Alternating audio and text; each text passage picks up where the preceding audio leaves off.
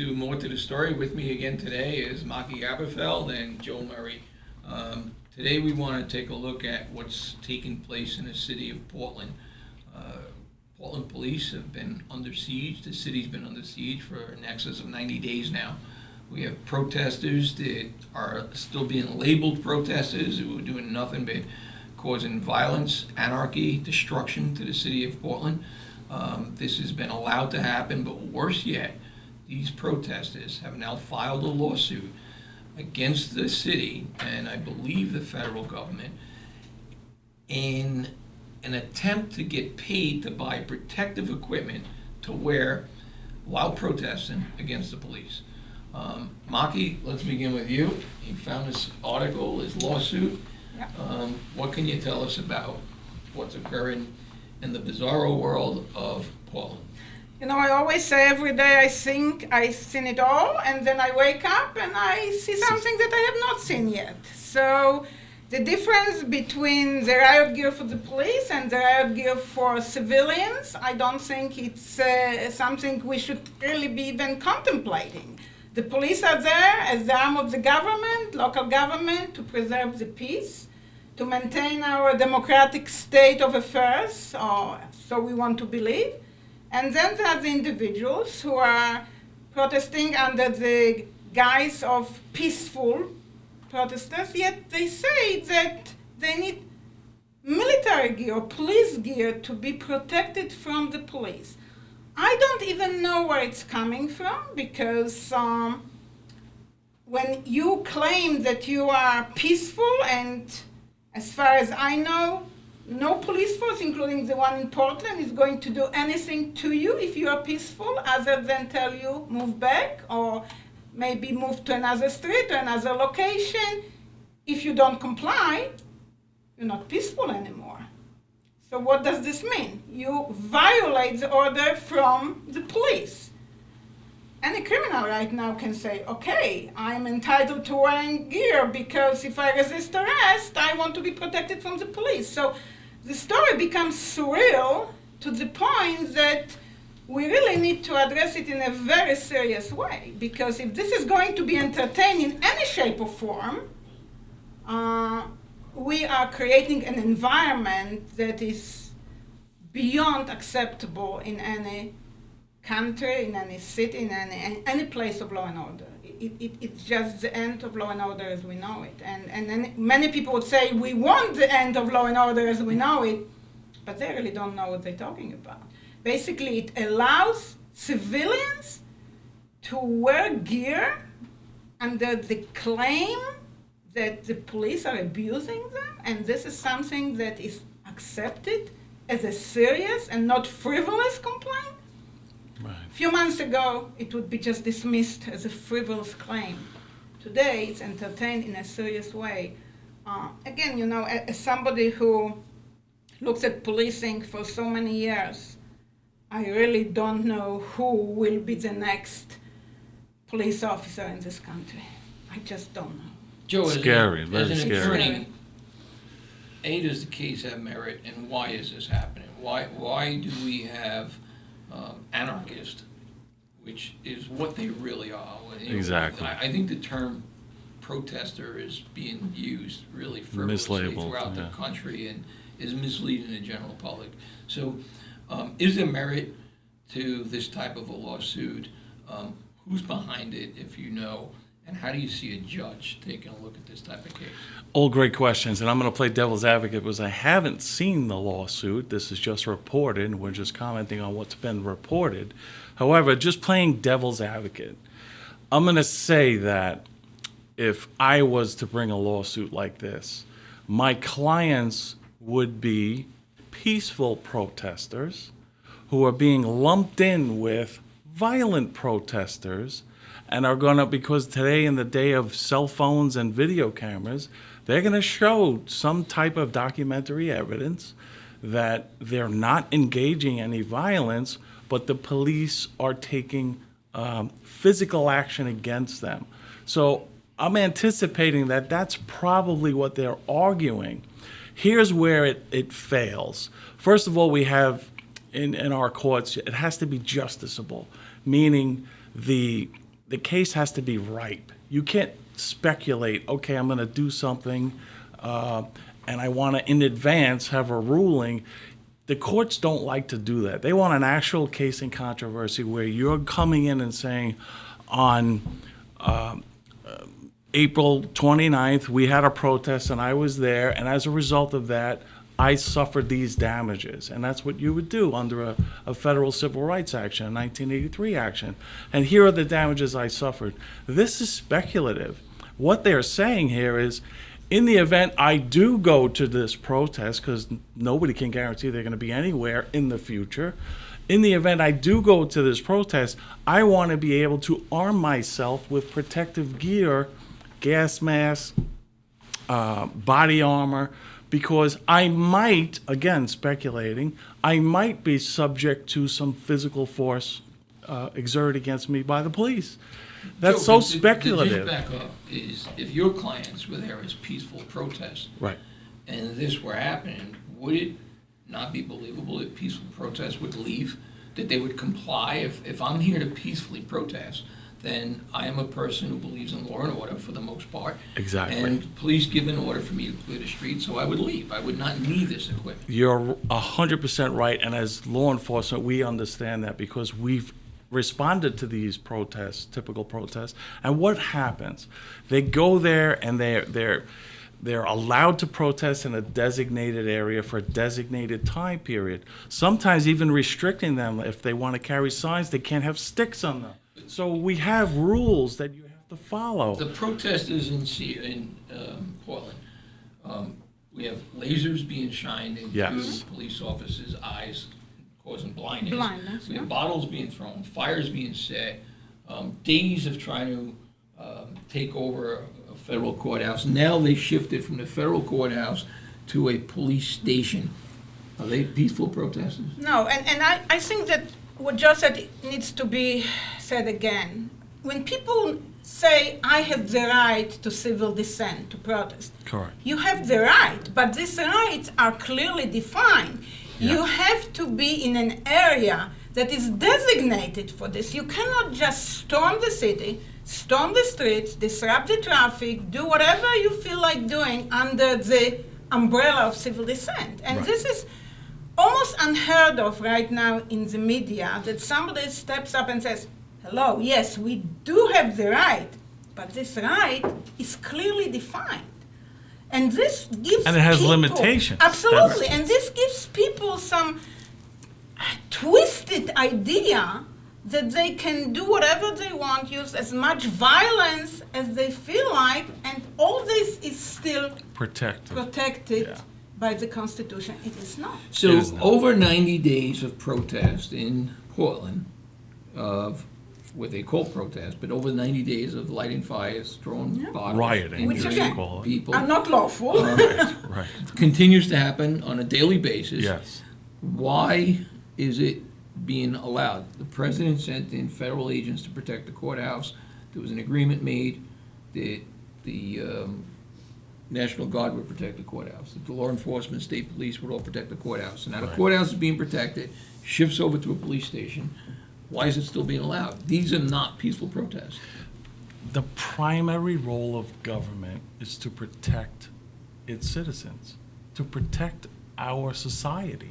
That's our job. Is the mayor of Portland protecting its No, citizens? he's failing in that job, and that's and why Why is that? Why do you think that is? I think they're just like our mayor is acquiescence I to didn't vote for this. this mayor, de Blasio, so he may be your mayor. Yeah, well, but he's not my mayor. he's our mayor. 'Cause I don't like when people say he's not my president. He is the president of the United States. He's all of our president. He's unfortunately our mayor, but I think just like our mayor is endangering our citizens and our officers by holding back the resources. And we've all been out there on patrol when these riots and civil disobedience occur. We have task force units that are trained to respond to that and deal with that. I watch video after video of this issue in the Bronx where A mob was closing in on a group of police officers. Where was the Rapid Response Task Force? Why aren't they deploying these units to support and supplement? We're talking about the incident that happened 2 days ago. Yeah. I don't want to jump over, we but go back. it's on the same note. When Right. you talk about the mayor of Seattle, not Portland, not taking appropriate action, this is being done, I think, by these socialist mayors and governors who are sympathetic to this movement of destroying our republic that are allowing this to Are they take place. sympathetic, or is it that these mayors, these elected officials, being socialists, extreme left wing, or whatever, just totally incompetent, is that their core belief that they are truly socialists and this is their way of overthrowing government? No, I don't think so at all. I think that they're simply incompetent. I saw on the news the other day some woman from Chicago advocating explicitly to loot stores, high-end stores in Chicago, saying that this is justified under the reparations theory, and she have encourages that will pay, the insurance will pay the stores, and she encourages her people to loot the stores. Now this is, I am not a lawyer, so you tell me. If I'm going out and advocating for violence of that nature, isn't it a criminal behavior? The mayor of the city should have locked her up. But is that a Yet question she's of not doing incompetence? that. I mean, then we have an epidemic, in addition to COVID, we have an epidemic of incompetence Yes. that's now spread into elected officials. Because we have the city of Chicago, where, violence is Out of occurring. control. The excuse that it's okay to steal because you're insured. We have Portland, we have Seattle. It seems to me that that's more than incompetence. I think you're right, and there's a distinction between someone who's actually working towards the undermining and overthrowing of our government and someone who's just a moron. And we have that here in New York. I really do believe Governor Cuomo is, and I'm sorry to say this, as a professional, he's a moron. He's incompetent and a moron. Mayor de Blasio, on the other hand, he knows exactly what he's doing. He is all in on this socialist movement. He doesn't believe in our current Republican form of government and wants to undermine it, and he's taking steps to do so proactively. I think Cuomo is just different. The guy just is a clown. We can't take him seriously, and I think that's the incompetence you're talking about. But make no mistake about it, de Blasio is a socialist/communist. Well, I totally agree with you on that. I think he's a socialist, but I also think he's a moron. So when you combine the two together, Yeah, that's a dangerous you have a moronic combination. socialist, Right. which is just making it worse. In the case, though, where we're seeing socialist elected officials, why is the public sitting silent? The public is not sitting silent in that Why are they sense because, allowing it you to know, happen? I have to tell you, I was sitting the other day with a couple of my students in uniform. We were having lunch, and people were literally coming by and saying to them, thank you for what you're doing. We will write to the mayor. We are supporting you. I think that majority of people don't think that what's happening right now in New York is okay. But for whatever reason, they don't feel that they have the power and the voice to demand something different. They sort of think, okay, we'll wait it out, and partially I think it's related to COVID that made people, suddenly rethink different priorities in life, and they're grateful for the fact that they have food to eat and a place to sleep, and they don't But they think beyond will that. not have all of that. Exactly, and if they this don't think beyond continues. it. They They're don't on the think. verge of losing their ability Everything. to walk freely, their ability to go shop in the stores they want, just to walk down the street without being attacked and assaulted. They're a way of life that there's millions of people lined up to come to this country who want this way of life, and we have anarchists here who are trying to overthrow this way of life. So, you have this, then why do we have, if we're infested with moronic elected officials, why then do our police chiefs continue to follow down the path of blindness?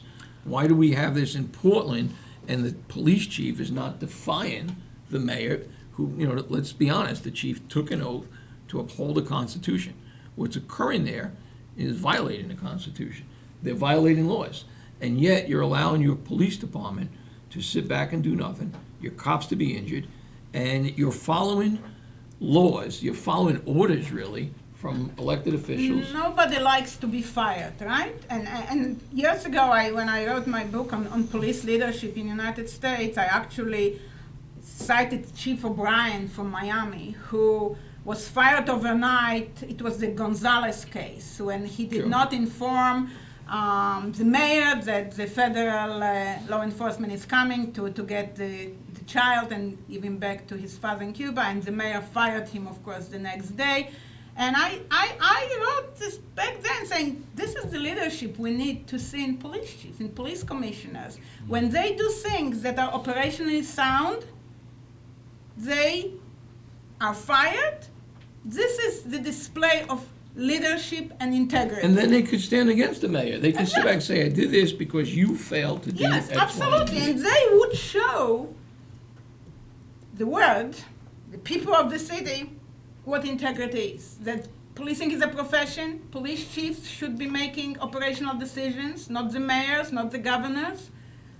Nobody wants to do it because nobody wants to get fired. If the police department in the city of Portland, if the police chief took his manpower and walked into their city hall and said, you're not running the show, we're running the show, this is our form of protest, you're being removed, are they breaking the law? Listen, I Yes. think Well, says who? Yeah. But you know Says who? what? Because there is no law. There is no law. There is no law. There's at no this law. point. When you look at what's So, happening well, around the Let country, me address that because there I is think no that's a brilliant discussion that we need to have. Currently, under our system, the mayor is the elected official. He's the chief executive officer. Police officers are the arm of the executive body. Correct. He's the chief executive officer. Now, if I were to run for mayor, I would want the same thing because Correct. I'm accountable to the voters. So I want to be able to control. But are you saying the voters want that type of city in Portland then? I'm saying this mayor has his own agenda. That's what we're talking about with his Okay, socialist but then there's no mantra that he's- accountability of that mayor to the voters. Other jurisdictions have the ability to recall their elected officials if they feel they're stepping out or even acting illegally. The governor has the power in New York State to suspend him, just Governor's not like gonna do any it. one of us on the job. Suspend him for 30 days and have a hearing to remove him. I think it was Jimmy Walker was the last time that actually happened. But in the absence of enforcement of laws, in the absence of defending the Constitution, upholding your oath, what happens if the police chief in Portland decides to take 50 police officers to go conquer City Hall and say, we're running the city, we're restoring law and order, and you're being removed and you'll be tried, through the governor or the courts? Because it's unlawful. There's no legal But isn't what's remedy. happening right now unlawful? It is unlawful. So They you should- have unlawfulness that is allowed to happen because lawfulness is allowing it to happen. See, when I say it's unlawful, it's the police department doesn't have an obligation. And this is great because there was They a have an lawsuit. obligation to uphold the Constitution. There was a lawsuit recently by a colleague of mine who filed it. I actually second sat her in the Court of Appeals. It was a mandamus action. The Jewish community has that ritual Kapporos, where they slaughter 50 or 60,000 live chickens in the streets. And it's part of a ritual. They swing it over the head, they confess their sins, and then they kill the chicken. Because of the health hazard, particularly now with COVID, it's like a live slaughter market. Particularly with that, there are numerous health code violations that are being violated, but the police, under the direction of the mayor, acquiesce and allow them to do it. They're So not then we enforcing really the are law. not a But nation hold of on, law and order, hold then, on. if we can break So it there along. is a remedy. Article 78 has a writ. It's not a writ, but it's a provision that it's mandamus, to compel. You file this to move to compel the police to enforce the law. Because one of the provisions is actually like our domestic violence. There's no discretion. It's mandatory. So she filed this and challenged it all the way up to the Court of Appeals, and the Court of Appeals made a decision that police action is essentially discretionary, the allocation. They don't have to make arrests for every single crime. But in the state of New York, you have to make an arrest on a felony.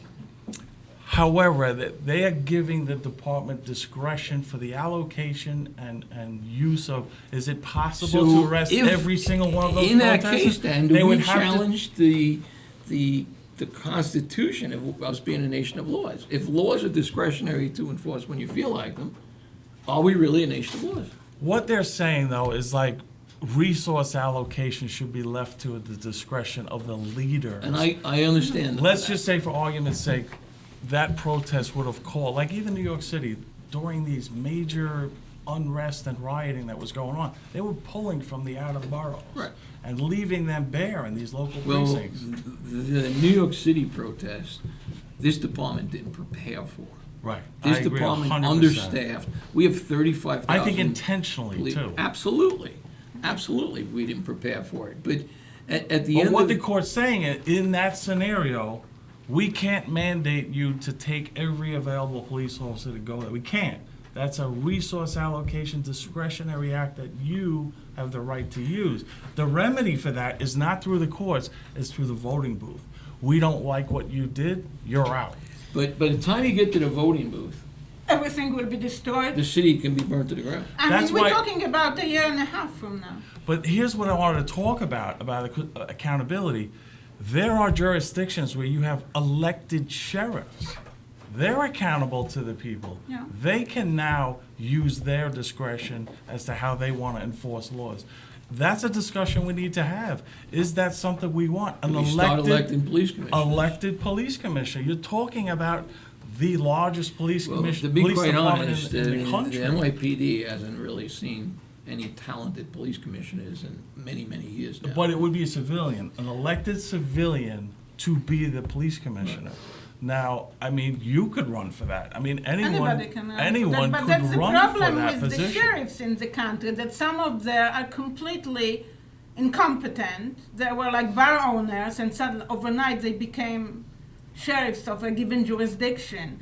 This is not something that we want. We want somebody who is a commissioner who has Well, some look, background. you in should law have an enforcement, understanding right? of what you're doing. It's like to run for district attorney and not be a lawyer. Right, yeah. You know, you can do that. Or a practicing lawyer, like Melinda Katz. Although she's been a lawyer 30 years, she's not never a practicing. represented a client in court. But It's she just still outrageous. has more insight than someone like myself who's not a lawyer. Who doesn't Or have somebody Okay. who has a bar owner. Right. You have some. Right. Exactly. So in that But aspect, I think get it. there are plenty of qualified, like Eddie Hartnett, I think is a great commander and a great leader, and he was commissioner of Yonkers PD on our job.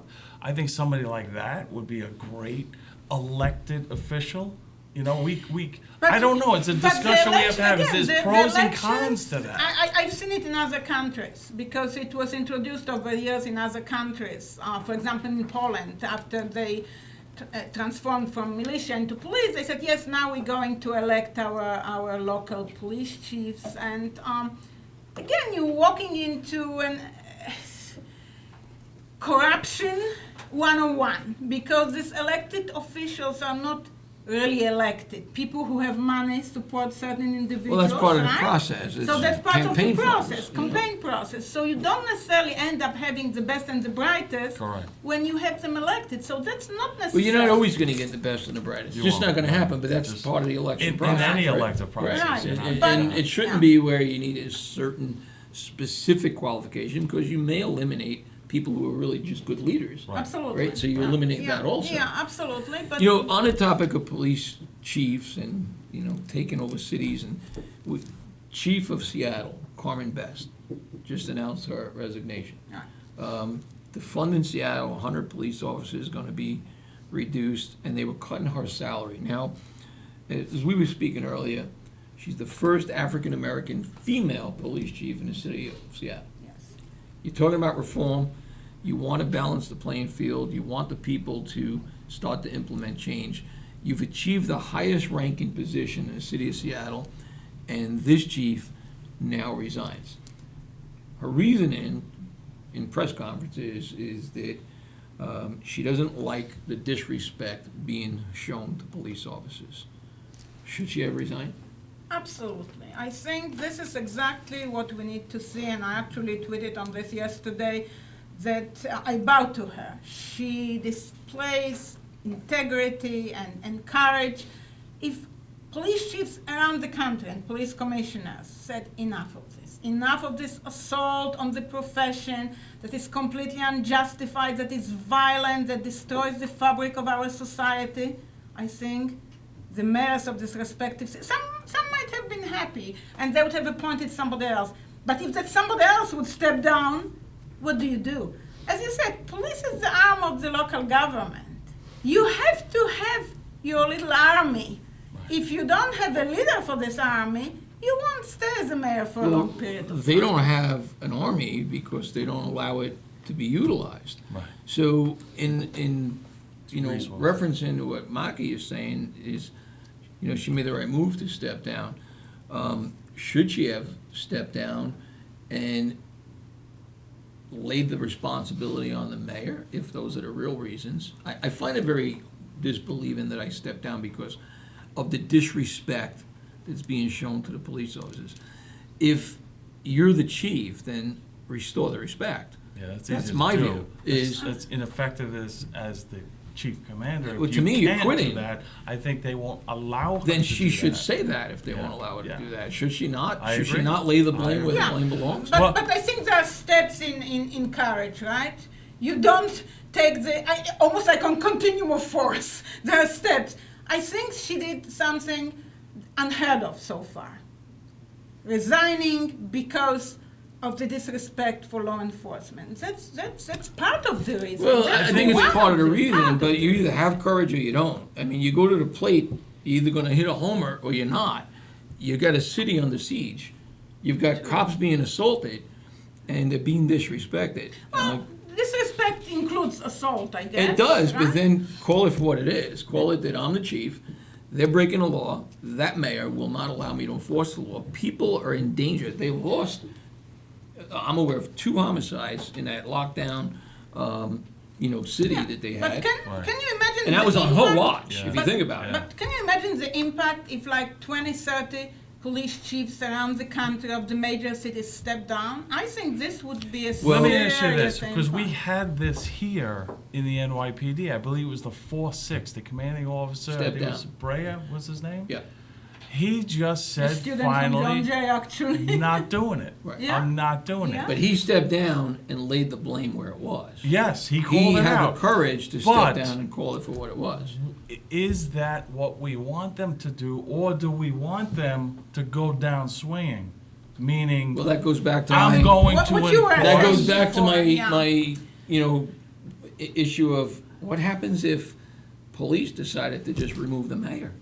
I mean, we see this But happen in this is third coup world d'etat. countries. Yeah, this is coup But d'etat it- that but- usually the military takes But is care there of. not a coup d'etat occurring in some of these cities toward our government? Absolutely. So how do you Absolutely. defend against a coup d'etat? I'm not saying that wouldn't happen, but that is, It's drastic. It's It's drastic, and I agree with you. We are a nation of laws, but there's a point where you need to establish law.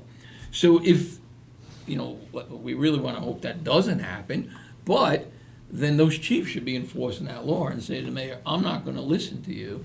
I'm enforcing the law. When you remove me, the I'd next rather Mayor mayor- will that. tell him you fired. Okay, but then you got to stand up. Listen, Yeah. we lost thousands of troops on the beaches of Normandy. Yeah. Okay? Yeah. They knew they were dying. Yeah. Yeah. But they went for a greater cause. Yeah. Okay? So You don't have this they weren't leadership getting today. fired, they were dying. Right, but you don't have this leadership today. Well, don't have there, this. there's leaders out there. The question is who's going to do it? I think you're right. I think, to your point, rather than objecting to the order and resigning, Defy the object order. to the order and do what you think is right. Let them fire. And then explain why. yeah, Then explain exactly, exactly. why. I've mean, been at this calling point- for that here in this department, and we just continue You to know, play chicken. again, this was the philosophy in my life, standing up to certain individuals who I disagree with and they had the power of removing me. It's not a pleasant experience. It's n- not. And it's not just from the individual standpoint, because people look at you differently. Oh, you were removed or you were fired. There must be something there. Well, they- As opposed to I am saying enough. And I agree with you. She should have said enough because of the mayor, And I'm enough of the quitting. council. But lay it city out. coun- You're right. I'm but resigning saying, for these reasons. I'm saying, Right. again, it takes a lot to be able to point a finger. But you have to believe in something. You do. You Yeah. can't live in a house with no mirrors. You're right. You have to believe in something. And what I've been witnessing, and we've all been witnessing Sure. across the country, is cowardice leadership across the nation. horrible. And we're seeing that. Absolutely. You know, when you allow innocent people to be murdered, to be beaten, you know, just the argument in Chicago, it's okay for us to go steal $60 million worth of goods and damage a city because you're insured. Well, I'm still the victim, so is the insurance companies. How about you behave as human beings? And the quality of life Right. also. It's I'm destroying the city. I mean, you live in the city. There are It's your stores here in city. Lower Manhattan that are still closed Still because boarded. Mayor de Blasio tied the hands of the police. Yeah. He tied the hands of the police. So, you know, who speaks for those people? I think these are great issues, and, you know, I think we gotta use the courts more, we gotta attack. But the the them. courts courts, are closed. the The courts courts are- are a failure. Yeah, they We are. have district attorneys that refuse, I think it was in Portland, 25,000, nope, maybe it was Chicago, 25,000 arrests that were not prosecuted. in Probably the city of Chicago because of the level of crime. 25,000 arrests not prosecuted, dismissed. Here So too. we have dysfunctional district attorneys, and they are dysfunctional. The only one holding the line here is, in New York, is McMahon in Staten Island. Yeah, Judges that, you know, the laws have tied their hands. Some release, some don't release. We just released a rapist in the Bronx Yeah. just yesterday. So, you know, who speaks for the victim? Or should we just Yeah. all be prepared to become victims? Unfortunately, the political remedy, the ballot box, is what's left for us. But And I we- heard somewhere that only like 10% of New Yorkers voted de Blasio in, You're right? It 100% Yeah, right. 700,000 votes out of the 1% of the registered voter that came out to vote, I believe it was. 1.5. Wow. Yeah.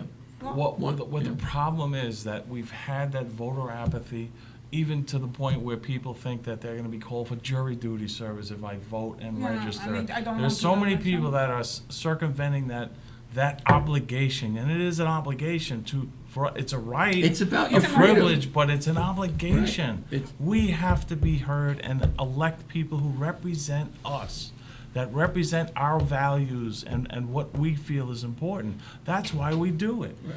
There has been so much voter apathy, but I think that is changing now, and I see that with a lot of the candidates that are coming forward for the first time. We'll know comes November if people are concerned or if we're all going to be leaving the United States when it becomes a socialist country. That's what we're facing. I But you don't know, it's think not what- a socialist country. I Not mean, yet. I lived in socialist countries. That's not a socialist country. That's a somewhere it country. starts. This is like Somalia right now. It's Then it's complete worse. and total disorder, complete It is. breakdown in values in the legal system. I think we really should not be saying socialist or even communist because I lived in a communist country as well. There was law and order. I mean, we don't want this type of law and order, but we certainly don't We don't wanna want live in this Somalia either. Yeah, I- yeah. We don't want this. But I think that is by design what's happening, and we see it collectively when you take a step back and look at what they're doing. The closing of Rikers Island, the releasing of all these prisoners, the bail reform, which prohibits judges from using any discretion to hold anyone and set monetary bail. Then we have so bail reform. Then we have discovery reform. Discovery reform is outrageous. 15 days they have to turn over everything. Grand jury minutes, where previously if you had a violent crime to get somebody to cooperate, oh no, don't worry, we'll never disclose your information Or now they get to unless visit you the went crime to scene. trial. They get to go to the victim's to go to the victim's home. They get their name, But address, who's phone responsible number. for this? Our elected officials. We always hear elected officials. No, Who? it's Who's the called- elected it's called officials? This is a one- Cuomo, de Cuomo, Blasio. This Who is else a voted one- for it? This is Let a people know who's one-party. responsible for it. That's the problem. It's a one-party state. But when we say we should be naming names, Yes. I hear this all the time. It's elected officials. It was voted yeah, in. yeah. Who? No, no. Who did it? Start Yeah. labeling people. But think about this, though. Bail reform, discovery reform, they're talking about parole reform now. If you are incarcerated for 15 years and you're at least 55 years old, you're parole eligible. That's the new law coming down. I have a client, 44 to life he's facing. So, a judge found, based on the crimes that he committed, that it warranted 44 to life. You're now saying as soon as he turns 55 and he's got 15 years in, we're going to look to release him. And that's the shift in our whole criminological approach. It used to be deterrence and retribution. You owe a debt to society. It's backwards looking. You caused a harm that you must pay for. This new shift is forward looking. Is this person going to reoffend? Are we appeasing people? Does We are. appeasement work? Appeasement doesn't work. Appeasement is not based on social science. Appeasement is not based on science. It's based on some sort of perception that if you are nice to somebody, they'll be nice to you. That's counter to all the evidence that we have in social sciences as far as criminal behavior is concerned. Right? So no, it sounds nice, but it's not empirically sound and valid. In the case of what we're witnessing, we've been nice to anarchists, so they're only breaking X number of windows instead of all the windows in the city of Portland. Well, Because that's appeasement. we know just from the reaction of the police, and I learned this very early coming on the job, where it was taught to us, don't let people treat you, inappropriately because they're going to think they could do it to the next cop. That's the logic here. When they start seeing this soft touch, they're like, hey, they didn't arrest us You back there just in brought Brooklyn. fact into play here, because a year ago, we were watching NYPD officers getting hit with buckets of water. Exactly. Now, we're seeing them being hit with bottles, Molotov cocktails Bricks, thrown in their bats. cars. Yeah. And who's responsible for that? Well, they're not being No, but prosecuted. who's responsible for that? Who's responsible for allowing that to happen? The mayor, number one, he's our chief executive. They control the police department. And the police department here is more than capable. We had, when I was on the job, the Tompkins Square Park riot, a citywide 85, and cops responded and restored order in hours. Absolutely. It was over. And I've written about this last year when it happened with the water. And I thought back then that the mayor should have given the commissioner a direct order. Go after the individuals who did this, prosecute them, put them behind bars. Exactly. If this had been done back then, we wouldn't be seeing today. See, but what that we're goes saying. to what I was talking about. That's deterrence. That's deterrence when There's you take that consequence action to and your people look at it behavior. and say, I don't want that to happen to me. It's individual and general That deterrence. deters crime. Individual and general, because I bet you an amount of money that the same individuals who were throwing buckets of water at the cops back then were not arrested, are throwing Molotov cocktails at the cops today. Right. Because you escalate. And then that goes to incapacity and selective incapacity. Absolutely. Let's take these people out who've already demonstrated they won't live by society's rules. They act in violent behavior. Let's selectively Or we remove file a them. lawsuit to get equipment so that the police will not harm me, right? It's And that's outrageous. to the point And that they're this is actually not- calling it a protest tax. It's a tax on peaceful protesters who now have to buy this protective gear to go out and protest. It's ridiculous. It really is, because we all know at some point when you cross the line, the police will announce. I see it here in the NYPD. They have recordings that they play.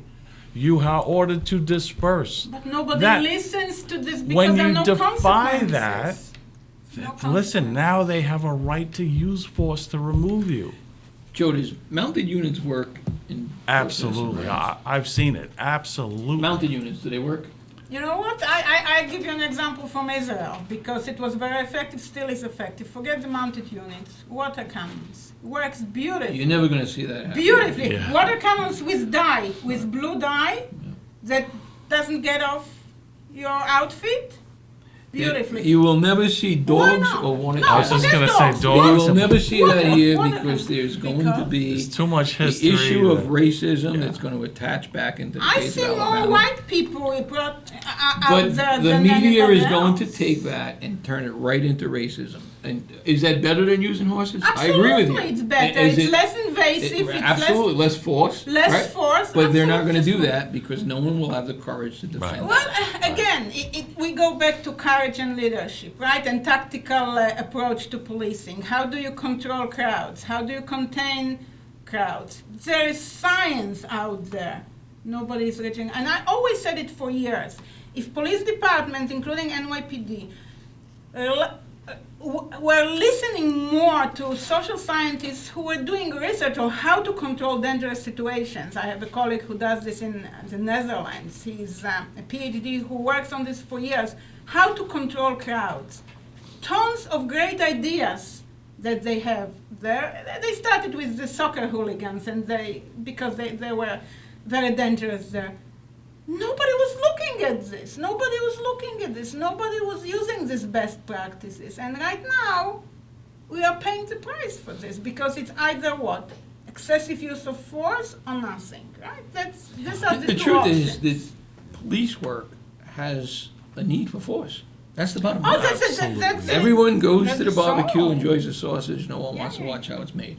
At the Yeah, end of the that's day, so. everyone wants to watch TV shows, but no one wants to see the ugly side of police work. And when it happens, it's the police's fault.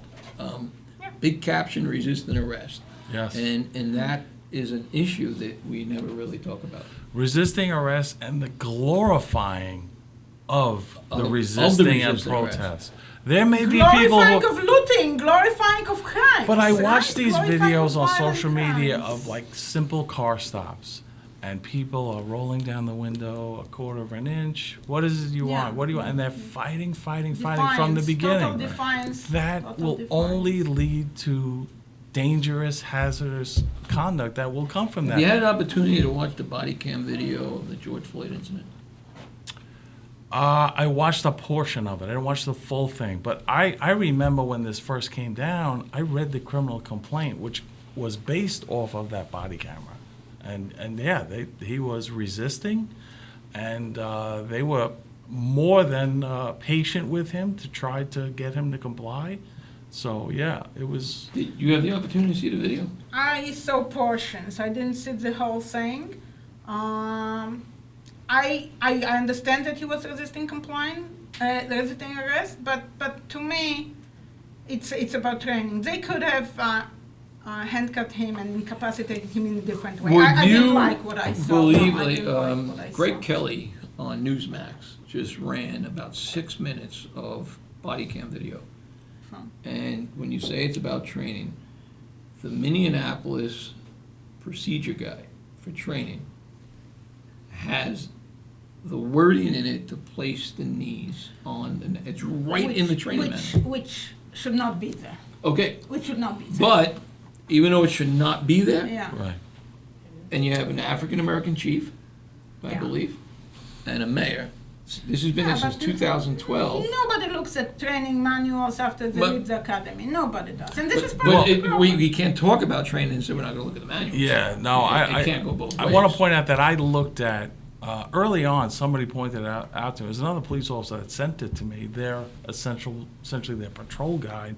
I think it was more of an administrative guide. It looked like an actual codified statute where it allowed the submission, by doing that with the neck, and also it actually called it unconscious Yes, submission, correct. Which is- where you're allowed to Correct. render the Look, person unconscious. Should it be in there? No, Should be. But it was in there. But the thing is, there's a whole issue that's taking place that I honestly think that when this unravels, there's going to be a lot more to that story that none of us. Absolutely.